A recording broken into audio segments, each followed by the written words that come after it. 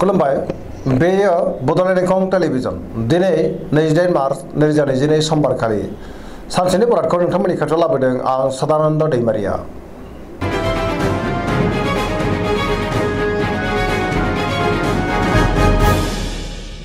सिगां फरायथिनो लादों मेष राशि गिबि हांखो अ ल। दिनैनि साना मोजां आरो गाज्रिनि गेजेरजों बाबेरलांगोन। गोबां रोखोमनि जेंनाजों मोगा-मोगि जानांनो हागौ। सोरबा सुथुरनि गाज्रि नोजोर गोग्लैनोबो हागौ। सांग्रां जानांगोन। गुबुननि थाखाय नाङा-फाङा जेंनायाव गोग्लैनांनोबो हागौ। गोसोखौ दिनै जोबोर गुलुं-गुजुं मोनगोन। मावनो लानाय खामानिखौ मावफुंनो हागोन, नाथाय अब्लाबो गोब्राबै मावनांगोन। देहाया मोजाङै थागोन। रांखावरियाव मोजां, नाथाय खरसाया बांगोन। बेफार फालांगियाव मोजां होनजायो। समाजाव मान मोनगोन। न'खराव दिनै अननानै फैगोन। बहाबा थाङोब्ला बारा मोजां नङा। लामा सामायाव हान्थियोब्ला सांग्रां जानाया गाहाम। लाइमोनफ्रा जोबोर आला-खाला जागोन। फरायसाफ्रा फरायनायाव गोसो दुंखांगोन आरो मोजां फिथाइ मोननोबो हागोन।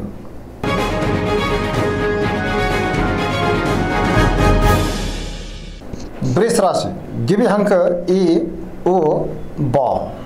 दिनैनि साना जोबोर मोजां। गोसोखौ दिनै जोबोर गोजोननाय मोनगोन। गोसोआव बोलो बांगोन। मावनो लानाय खामानिखौ थि समावनो आरो गोरलैयैनो मावफुंनोबो हागोन। समाजाव गोबां मान मोनगोन।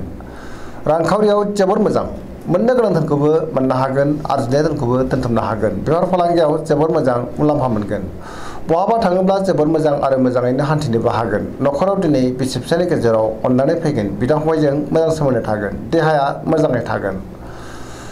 लाइमोनफोरा जोबोर रमान्टिक जागोन आरो गावबा गावनि गोसोनि साननायफोरखौबो फोरमायलायनोबो हागोन। फरायसाफ्रा फरायनायाव गोसो दुंखांगोन आरो मोजां फिथाइ मोनगोन। पजिटिभ एनार्जिनि गोहोमबो गोग्लैगोन।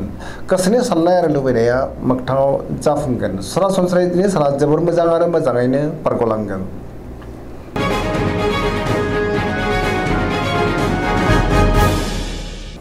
मिथुन राशि गिबि हांखो क स।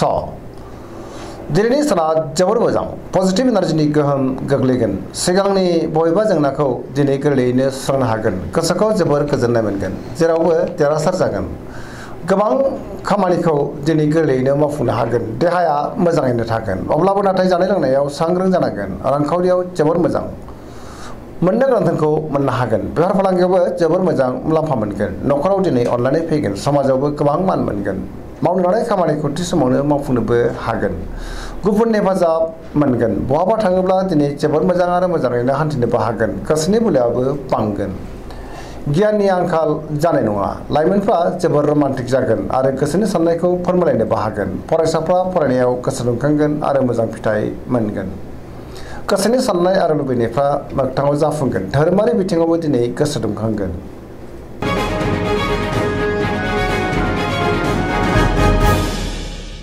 कर्कट राशि गिबि हांखो ड ड ह।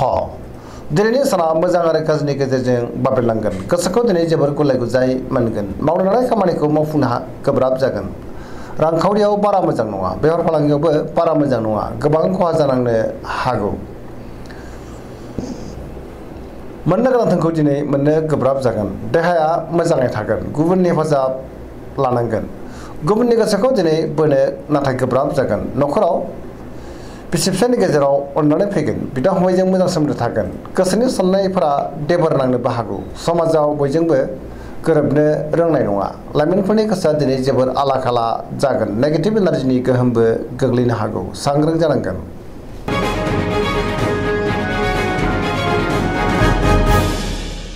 सिंह राशि गिबि हांखो म थ। दिनैनि साना जोबोर मोजां। बयजोंबो अनजागोन आरो मोजां मोनजागोन। गोसोखौ दिनै जोबोर गोजोननाय मोनगोन। सोरबा गोजाम लोगोजों बहाबा लोगो मोनज्लायनो हागौ। मावनो लानाय खामानिखौ थि समावनो आरो गोरलैयैनो मावफुंनोबो हागोन। गोसोआ दिनै जोबोर रमान्टिक जागोन। रांखावरियाव जोबोर मोजां। गोबां धोन आरजिनोबो हागोन। आयाबो बांगोन। बेफार फालांगियाव दिनै जोबोर मोजां मुलाम्फा मोनगोन। न'खराव दिनै बयजोंबो गोरोबनो रोंगोन। गोसोनि बोलोआ बांगोन। समाजावबो गोबां मान मोननो हागोन। गुबुननि गोसोखौ दिनै गोरलैयैनो बोनो हागोन। सेंग्रा-सिख्लाफ्रा मोजां खौरां मोननो हागौ। फरायसाफ्रा फरायनायाव गोसो दुंखांगोन आरो मोजां फिथाइ मोनगोन। पजिटिभ एनार्जिनि गोहोमबो गोग्लैगोन। धोरोमारि बिथिङावबो गोसो दुंखांगोन।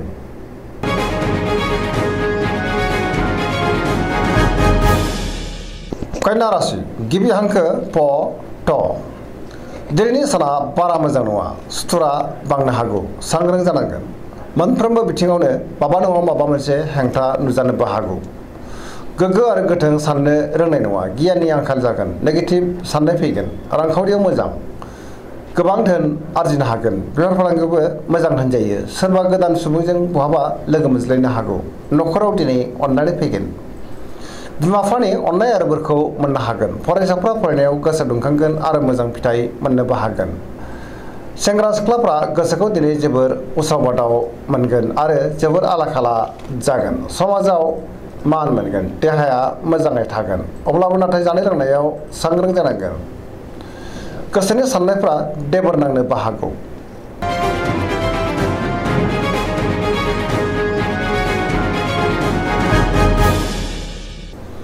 तुला राशि गिबि हांखो र ट दिनैनि साना जोबोर मोजां बहाबा दावबायहैनो खाबु मोनगोन मोजाङैनो हान्थिनोबो हागोन गोसोखौ दिनै जोबोर गोजोननायबो मोनगोन गोसोनि बोलोआ बांगोन गोसोनि साननायखौ गुबुननो फोरमायनो हागोन आरो गोसोनि लुबैनाया जाफुंगोन मावनो लानाय खामानिखौ मावफुंनोबो हागोन देहाया मोजाङै थागोन मोजां आरो गोग्गो साननो रोंगोन गियाननि आंखाल जानाय नङा रांखावरियाव दिनै जोबोर मोजां मोननो गोनां धोनखौबो मोननो हागोन न'खराव दिनै बिसि फिसायनि गेजेराव अननानै फैगोन समाजाव मान मोनगोन बेफार फालांगियाव दिनै जोबोर मोजां मुलाम्फा मोननो हागोन गियाननि आंखाल जानाय नङा लिरनाय फरायनायाव दिनै जोबोर आखा फाखा जागोन फरायसाफ्रा फरायनायाव गोसो दुंखांगोन आरो मोजां फिथाइ मोनगोन पजिटिभ एनार्जिनि गोहोमबो गोग्लैगोन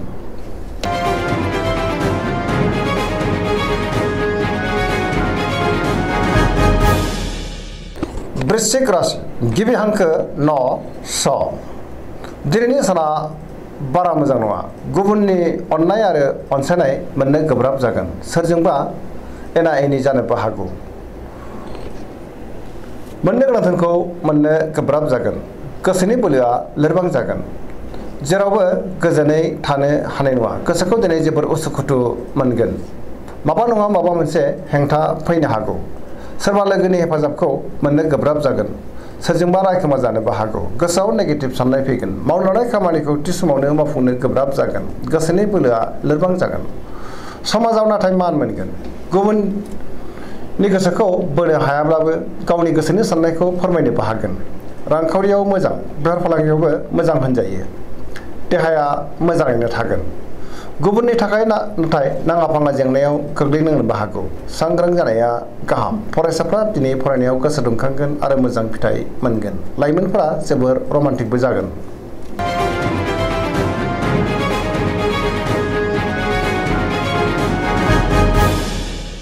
धनु राशि गिबि हांखो ढ फ भ दिनैनि साना बारा मोजां नङा गोसोखौ दिनै जोबोर गिलुं गिलुं आरो दरसि दरसि मोनगोन गुबुननि हेफाजाब मोननो गोब्राब जागोन गोसोआव नेगेटिभ साननाय फैगोन नेगेटिभ एनार्जिनि गोहोमबो गोग्लैनो हागौ सोरजोंबा गाज्रि मोनजानोबो हागौ आरो रायखोमा जानोबो हागौ गोसोनि बोलोआ लोरबां जागोन धोरोमारि बिथिङाव नाथाय गोसो दुंखांगोन मावनो लानाय खामानिखौ मावफुंनो गोब्राब जागोन रांखावरियाव बारा मोजां नङा नाङा फाङा खरसाया बांगोन बेफार फालांगियाव बारा मोजां नङा गोबां खहा जानांनो हागौ सांग्रां जानाया गाहाम देहाया दिनै मोजाङै थागोन अब्लाबो नाथाय जानाय लोंनायाव सांग्रां जानांगोन न'खराव दिनै अननानै फैगोन बिमा बिफानि अननाय आरो बोरखौ मोननो हागोन गुबुना खहा खालामनो नाजागोन मोनफ्रोमबो बिथिङावनो सांग्रां जानायनि गोनांथि जागोन लाइमोनफोरनि गोसोआ दिनै जोबोर आला खाला जागोन फरायसाफ्रा फरायनायाव गोसो दुंखांगोन आरो मोजां फिथाइ मोननोबो हागोन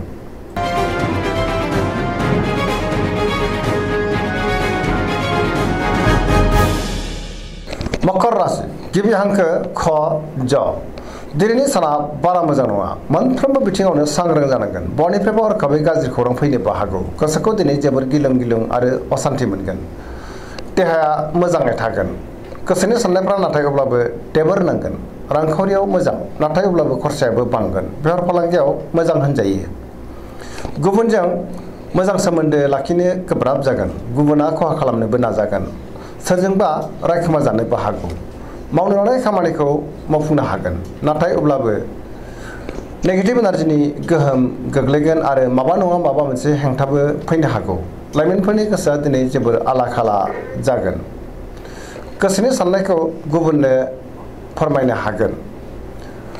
गुबुननि अनसायनाय मोननो गोब्राब जागोन।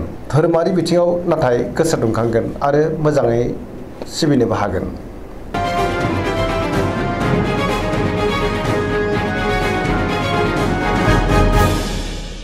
कुम्भ राशि गिबि हांखो ग स स दिनैनि साना जोबोर मोजां। गोसोनि बोलोआ बांगोन। सोरबाया बाख्नायनो हागौ। गोसोखौ दिनै जोबोर गोजोननाय मोनगोन। मावनो लानाय खामानिखौ थि समावनो आरो गोरलैयैनो मावफुंनोबो हागोन। बहानिफ्रायबा हरखाबै मोजां खौरां फैनोबो हागौ। समाजावबो दिनै गोबां मान मोनगोन। गुबुनजों मोजां सोमोन्दो लाखिनो रोंगोन। रांखावरियाव जोबोर मोजां। मोननो गोनां धोनखौ मोननो हागोन आरो बे धोनखौबो दोनथुमनो हागोन। बेफार फालांगियाव जोबोर मोजां मुलाम्फा मोनगोन। देहाया दिनै मोजाङै थागोन। न'खराव बिसि फिसायनि गेजेराव अनलायनाय फैगोन। बिदा फंबायजों मोजां सोमोन्दो थागोन। गोसोनि साननायफ्रा मोगथाङाव जाफुंगोन। सेंग्रा सिख्लाफ्रा दिनै जोबोर रमान्टिक जागोन आरो गावबा गावनि गोसोनि साननायफोरखौबो फोरमायलायनोबो हागोन।